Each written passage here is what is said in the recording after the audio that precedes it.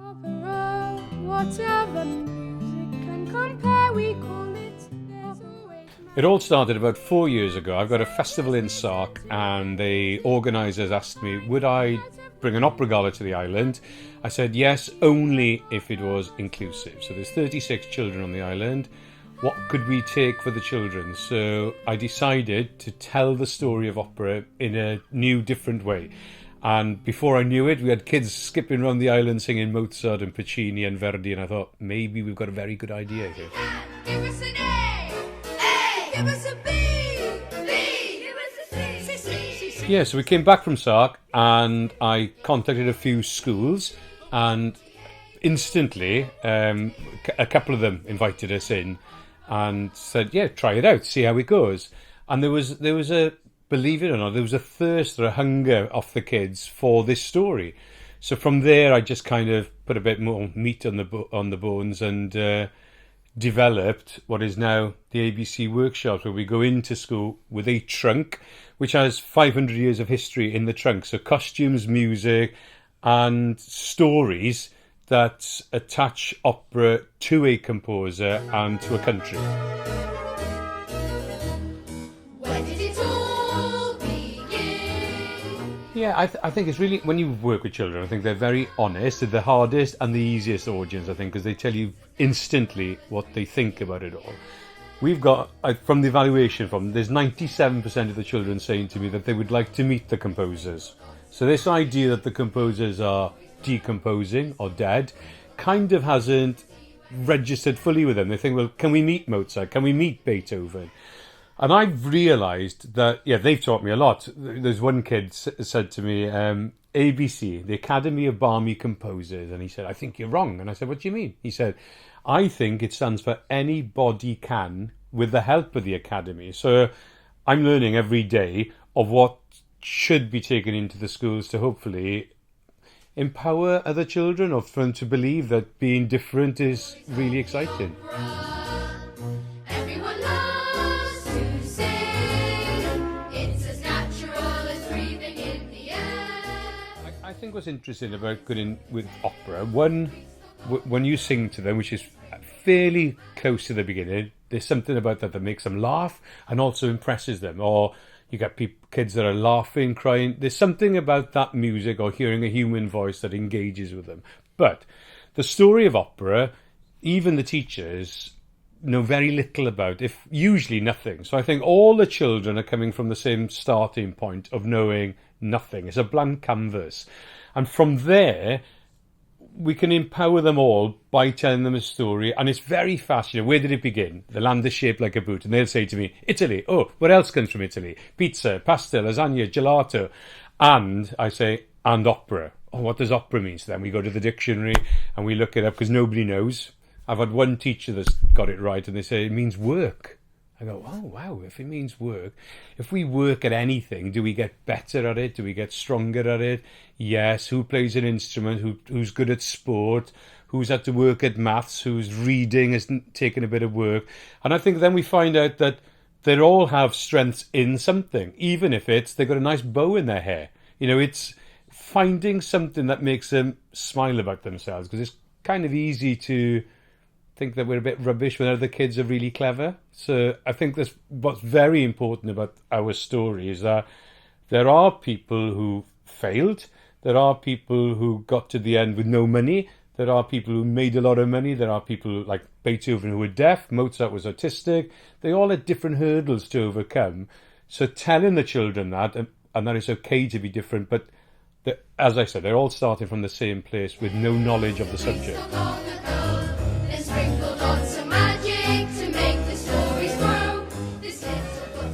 Where did opera come from? We know it came from Italy, but in Florence, 1597, there was a group of people that the Camerata de Bardi, the Count Givardi, decided to put a bunch of bards together. That Galileo was there, actors, singers, teachers, and he thought if everybody sat round the table and they all worked together, could they come up with a new art form? And there was a guy on the table called Perry, who was an actor and singer, and in the book we call him Professore Perry because he's the number one. And he decided to act and sing at the same time, and they thought he was off his head. They said, we'd do the Greek stories, but we either stand and sing them in third position in ballet, or we act them, but we can't do both at the same time. So we said, I think we should do both at the same time. And it was from there that everybody said, well, actually, that makes a lot of sense, but it's going to take quite a lot of opera. It's going to take a lot of work to act and sing to tell these Greek stories. And that's how it all began. Give us an A! A! Give us a B! B! Give us a C! C. Give me a C. It's the A, B, After we'd been to A, B. about 250 schools, and as I said, the evaluation forms were 97% of the children saying, can we go to the opera, or can we meet the Academy of Barmy Composers? So I think, which I suppose sounds arrogant, the opera companies, they go in and do a workshop, perhaps similar to mine, and they take the children to see an opera. They take them to see Carmen, La Boheme, Magic Flute is a favourite. I don't think it has a lasting effect because it's too big a jump. And I think we all buy into people. So the story of the Academy of Barmy Composers is the creators, the composers who made this music, who made the music come alive. So after all these workshops, I happened to be in an Italian restaurant sitting one night, and the owner knows that I'm a singer, and he introduced me to a gentleman that runs the Italian Welsh Institute. And I said that I had this children's project. He said, well, you should speak to my wife. She works at a publisher's, and why don't you write the story down? And so I went along, had a meeting at the publisher's, Graphic, which is a Welsh publisher in Cardiff. And without one word written down, I suppose, as I'm talking now, and I said, I've got this idea. And Perry, the inventor of opera, meets Monteverdi, and Monteverdi meets Lully, who's the first French composer. And then we meet so-and-so, and then we meet so-and-so, and we travel the world. And Purcell comes along, and Purcell's taught by John Blow, and Purcell takes over from his teacher, and there's all little stories for the children to take on board that they can be better than their teachers. There's resilience, there's this, there's that. And the guy went, great, can we have 4 books? So I initially thought it was one big book, but he said, can we have the stages of music, Baroque, classical, romantic and modern? And so book 1 has been done, and it's an adventure story that we start in a small Welsh village called Pont i'r Gorffennol, which means bridge to the past, and 2 children, Jack and Megan, have always wondered why the music hall was shut down, and their grandparents have stories. They say, we used to go there to listen to concerts, and the singers used to come and the choirs used to sing there, but now it's boarded up and unloved. So they decided for one final time, maybe I shouldn't be saying that, but to kind of break into the music hall. And when they go in, it's dark, it's scary, and Jack particularly is a right scaredy cat, but they fall through the floorboards. And when they fall, underneath is a trunk, and Trunk yawns and catches them, but he wakes up. And the only place the Trunk knows to go is back home. And that's Florence to 1597, the day that opera was invented. Now you've been there too, the Academy of Barmy Composers. We've had a chance to Do you know what? If Beethoven can do it and he's deaf, you know what, kids? It's worth pursuing. And there's different ways to get out, to jump over the hurdle. You don't sometimes have to go over the wall. Perhaps you can go round the wall, or you can find a way to go under the wall. There's different ways of making something work. And then from there, which I was incredibly pleased when teachers were coming up to me and saying, you've got health and well-being here. You're telling the children that they can succeed. You're telling the children that ABC, anybody can. And I genuinely believe that we can't all be doctors, but anybody can do something amazing that can change the world for the better. And that's why we're all here to do that. So book 1, here we are, the Academy of Barmy Composers, Baroque. So each book is in musical chronological order. So we go Baroque, classical, romantic, and then modern. Baroque is where it all started. And Baroque, actually, which is quite interesting, is a Portuguese word barocca, meaning to be oddly shaped. So if a pearl was found and it wasn't perfectly round, it was baroque. Now, I've used this to the strength because we're saying to the kids, you know what? If baroque has lasted 500 years and it means different, odd, not the same, that is a plus. So there's lots of little things that I found that I think initially the pearl probably was rejected, and then because the architecture became very fussy in the Baroque period, they said it's odd, it's different, it's Baroque. But that's a strength.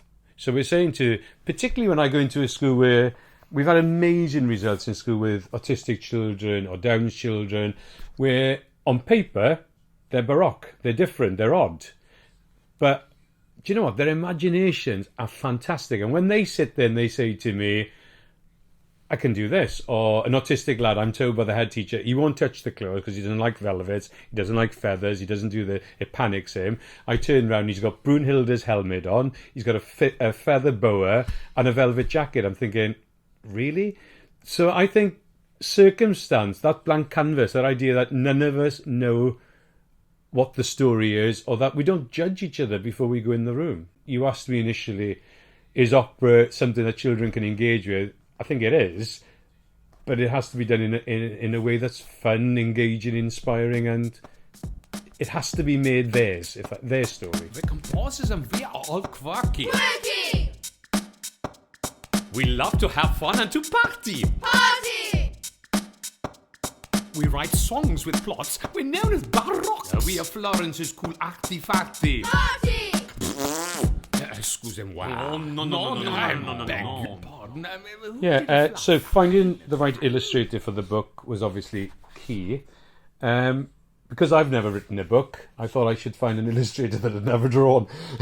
It's nearly that. I went along to a framers in Cardiff, and there was a lad in there, my age, having his paintings framed. And I just thought there was something about him. They were all miners, and they were all streets in the valleys and very dark with blues and greys. There was something about that. He always had a square moon and the just little odd things that I liked.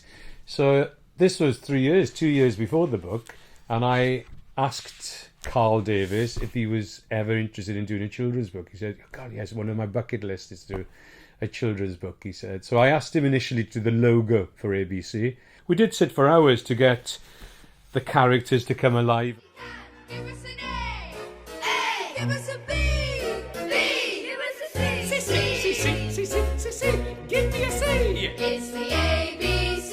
The what? The ABC. The what? The ABC of opera. Throughout the book, the two of us were very keen, is that big things like bullying were addressed. So our baddie in book one is Oliver Cromwell. So Oliver Cromwell turns up to the academy after the children have met half a dozen composers and everything is going really well. They're starting to fall in love with the academy. And Cromwell arrives, and as we know, Cromwell stopped anything that was enjoyable.